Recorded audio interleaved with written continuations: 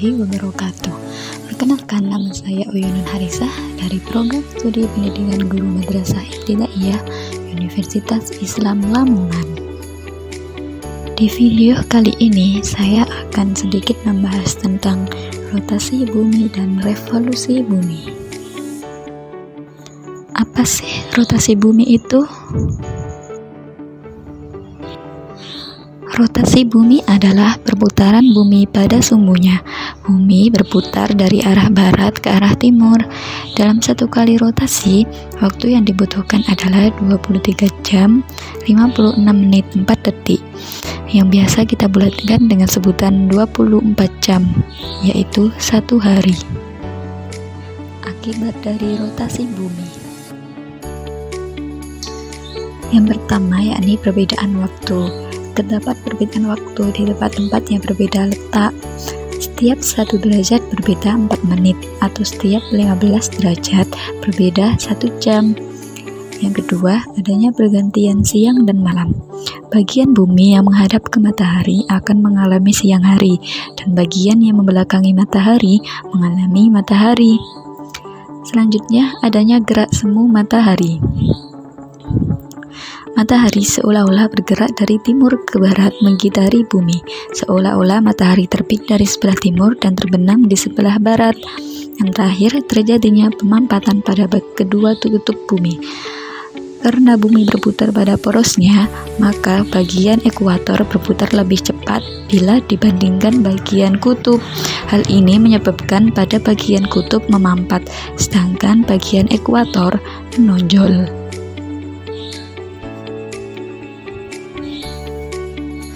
Selanjutnya, kita membahas tentang revolusi bumi.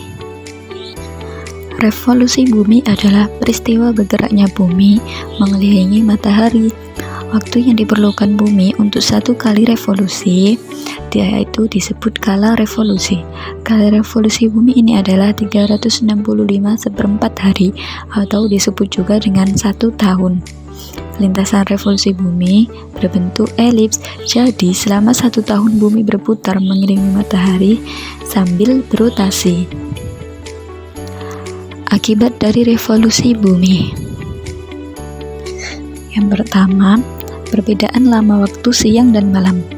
Revolusi bumi serta kemiringan sumbu bumi terhadap bidang ekliptika yang besarnya 23,5 derajat menimbulkan perbedaan lama siang dan malam. Misalnya, pada tanggal 23 September sampai 22 Desember, panjang siang di belahan bumi utara lebih pendek bila dibandingkan panjang siang di belahan bumi selatan. Yang kedua, gerak semu tahunan matahari. Seolah-olah pada waktu tertentu matahari berada di belahan bumi utara, dan waktu yang lain matahari berada di belahan bumi selatan. Bisa diamati misalnya pada bulan Februari, sinar matahari mengenai dinding rumah bagian utara, sedangkan pada saat bulan Desember sinar menerpa di bagian selatan. Yang ketiga, adanya perubahan musim. Beberapa negara mengalami 4 musim, yaitu musim semi, panas, gugur, dan musim dingin, sedangkan negara yang ada di dekat garis khatulistiwa hanya ada 2 musim. Selanjutnya, perubahan penampakan rasi bintang. Akibat adanya revolusi, maka akan terlihat perubahan rasi bintang di langit.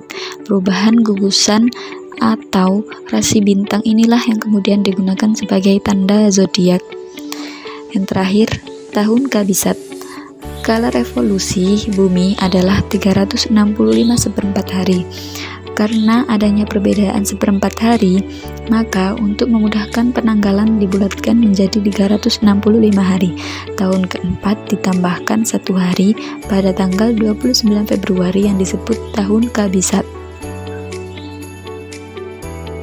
Selanjutnya, kali ini saya akan mencontohkan terjadinya proses rotasi bumi dan revolusi bumi. Nah, itu bisa dilihat bagian bumi yang terkena cahaya itu mengalami siang hari, bagian yang membelakangi cahaya itu malam hari. Selanjutnya, ini gerakan revolusi bumi, yakni bumi mengelilingi matahari. Bisa disimak baik-baik ya. Nah, bagaimana teman-teman? Sudah paham belum tentang rotasi bumi dan revolusi bumi? Pastinya sudah dong. Nah, jika teman-teman sudah paham, di sini saya Uyunun Harisa akan pamit undur diri.